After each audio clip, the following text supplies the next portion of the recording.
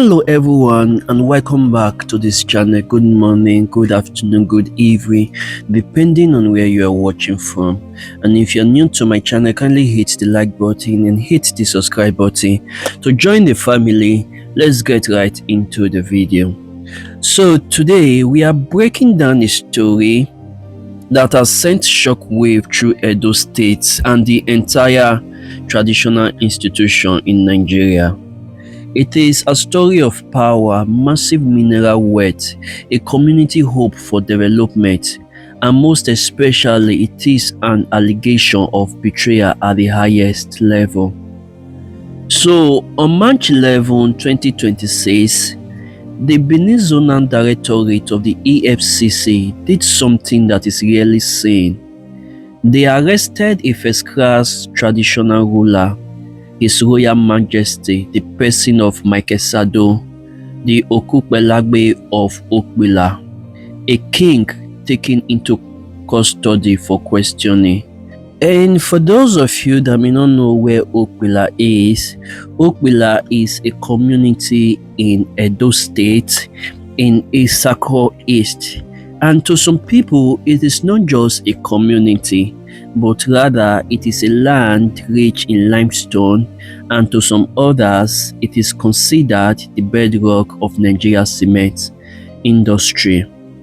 But the allegation against the monarch, personally to me, are staggering, and it involved fraud, financial misconduct, and the diversion of a massive community development fund to the tune of 250 million naira. And trust me, that's a huge sum of money. So today we are going to unpack exactly what happened. We will look at the step-by-step breakdown of how a monarch elected just a few months ago ended up in an EFCC cell. We are also going to look at the specific day he is accused of breaching, and also we are going to look at the people that is behind the petition that brought the anti-graft agency to his palace.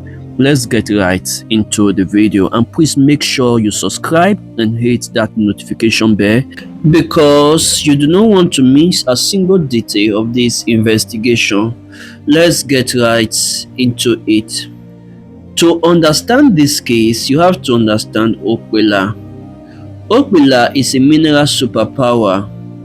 It is host to some of the largest mining and processing plants in West Africa, most notably Dangote Cement, which of course is operating there as Okpella Cement PLC. Now, under the Nigeria law, specifically Section 116 of the Nigeria Minerals and Mining Act of 2007, mining companies must sign what is called a Community Development Agreement, or CDA.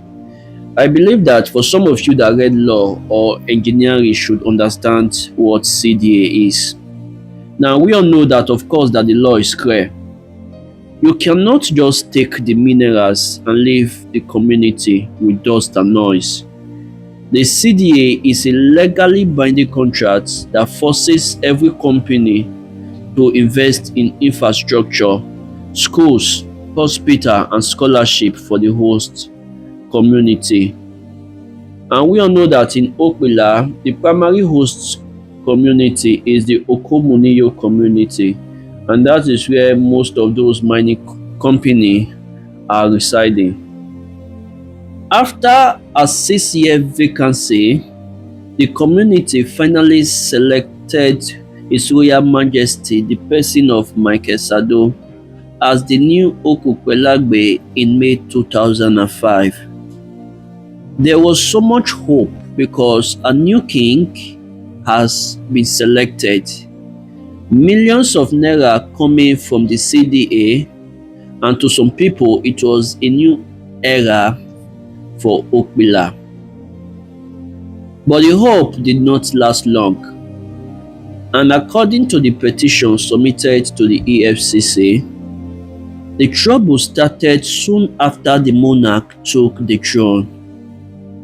The core of the allegation is this: The 250 million paid by Dangote Cement annually for the development of Okuokpellagbe host community did not go to the community as stated by the law.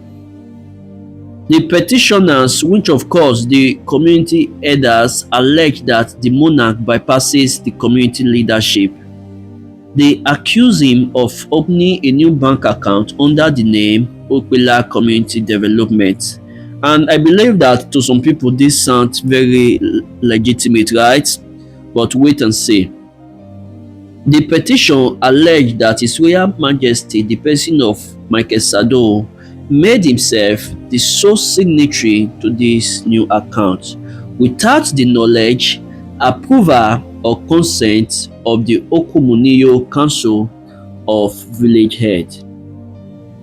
They claim that funds meant for school, potable water and healthcare are now being treated as the monarch personal revenue stream.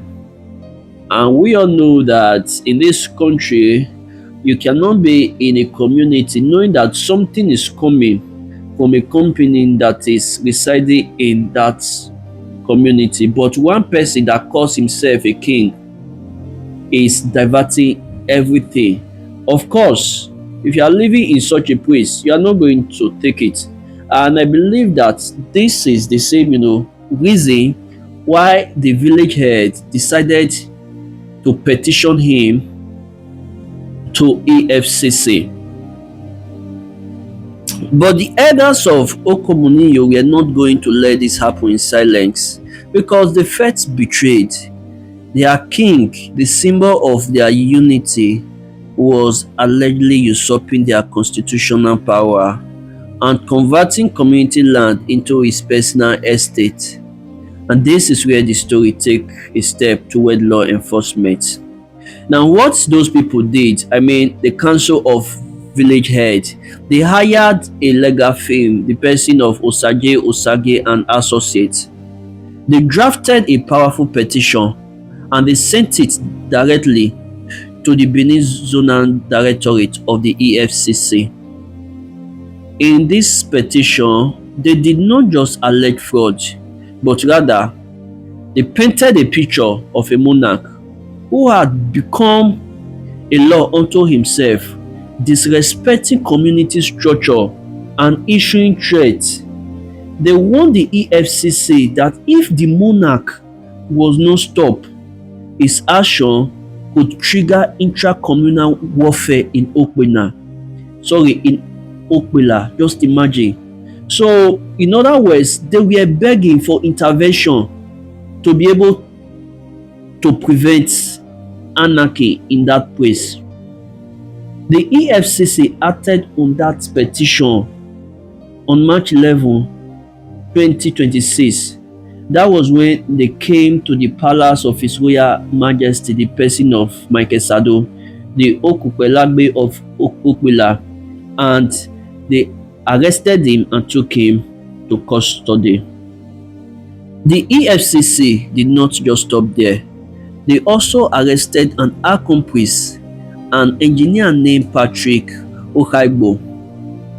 While the specific role of the engineer has not been fully precise yet, his arrest suggests he may have been fully involved in the technical aspect of moving the fund or creating the first impression of projects being executed. As we stand today, the monarch is in EFCC custody even till now. He is being grieved by interrogators, and this man is facing allegation of breaching the Community Development Agreement and also the Nigeria Minerals and Mining Act, financial misconduct and conversion of community funds, and lastly, usurping the constitutional powers of the state government. To me, this case is a defining moment in the sense that it shows that the EFCC is now actively monitoring community development agreements in the mining sector. They are sending a message that being a traditional ruler does not make you immune to scrutiny when community resources are involved. The situation in Okpella remains tense. The elders have been pleading with the youth to remain calm and let the law take its course.